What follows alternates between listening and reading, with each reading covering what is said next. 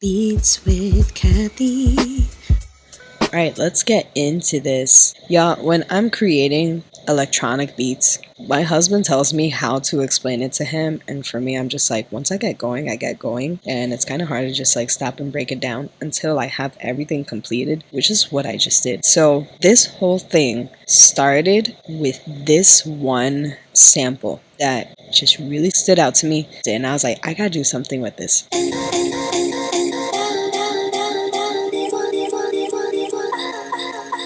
I built everything around that. I'm a songwriter, and for songwriters, you know that your song has to tell a story with dynamics, with lyrics, the way you layer things. It's the same thing for me with production. So right now, that's how I started. The rest is how I built the story. So for my Berkeley people, you know, if you did not have your MIDI controller, this was your best friend.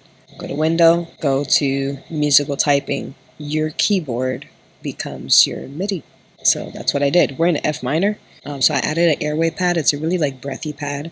I wanted to fill it more, but I wanted to brighten it a bit. So I start, right, we're in F minor. Don't look at this because this is not going to give you accurate notes. This is just what you're going to use in your keyboard. But this would be F minor. But I wanted to brighten it by going to the major of the key, so which is technically A flat, right? And I start with A flat, and then I kind of build it off, adding the fifth of A flat, which is E flat. So, right, that's it. And then when we go here, it brightens and it fills it a little more. Added a kick, really punchy kick. Here, there's a pluck that I use. So this ARP is like the regular F minor ARP, and we're in the BPM of 150. But then I wanted to change it a bit, so we changed the mode to Phrygian, and it goes here. It's actually, this really like stood out to me too. I was like, I gotta use this. So this is like all layering. We added sub boom right here. This is like in transitional pieces, and I shortened it because it's actually a really long sub boom. So I shortened it, and so when it hits the one, you still feel that low there, but it's not still going down. This kick accents the new pattern. I think it's like the third part. You want to make sure for these kicks it doesn't clip, because they can clip pretty easily and it'll sound distorted after. But made sure that didn't happen. Here, when it builds a little more, it's like in the most full part of the song. I also did musical typing again. Yay, musical typing. So much fun. I did a synth bass. This, it doesn't mean it's clipping, y'all. Alright? It just means that I intensified the attack and how it sounded, which is velocity here. Put it all the way up as loud as I could. And that's it. See, it's not clipping. Making sure. Some people will be like, why is it red? If you see red in production, you're just like, why is it clipping? It's not clipping. It's just I intensified the velocity. Right? Let's get out of here. These like impact kick, reverse cymbal, like the snap, these are all like transitional pieces. The bit ARP, I had to do something with that. Listen to this. Whew. Actually, let's break this down. This was it before. Super dry.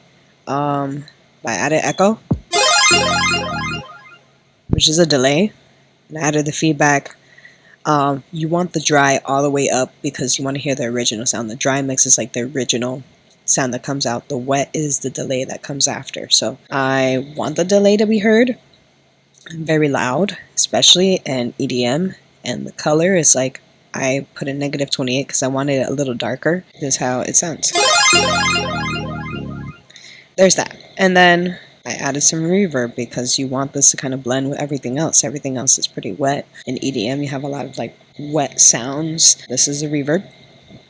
The same thing. I took out the modulation, dry 100%. Reflectivity, pre-delay, size, all of this. I want it to feel really large, really big, but not so much that it sounds like metallic-y. So that can happen a lot with reverb. Here's the reverb.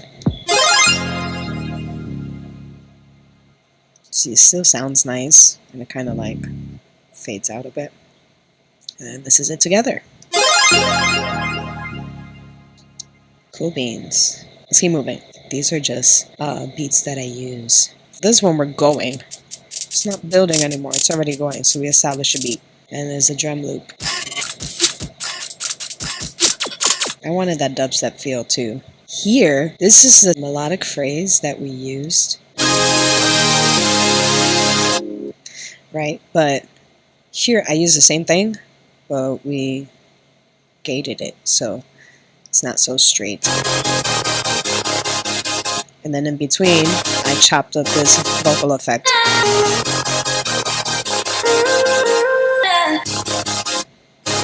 And we added another synth.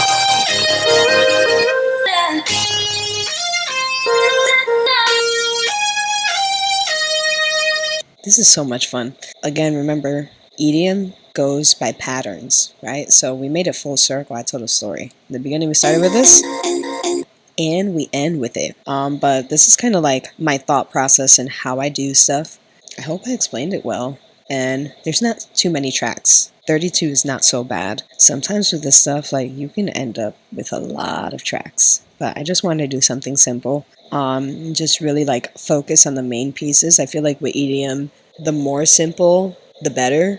If you layer too many things, it's too many ideas at once, and your concept doesn't really come across that well. So yeah, this is it, y'all. Let's hear the whole thing together.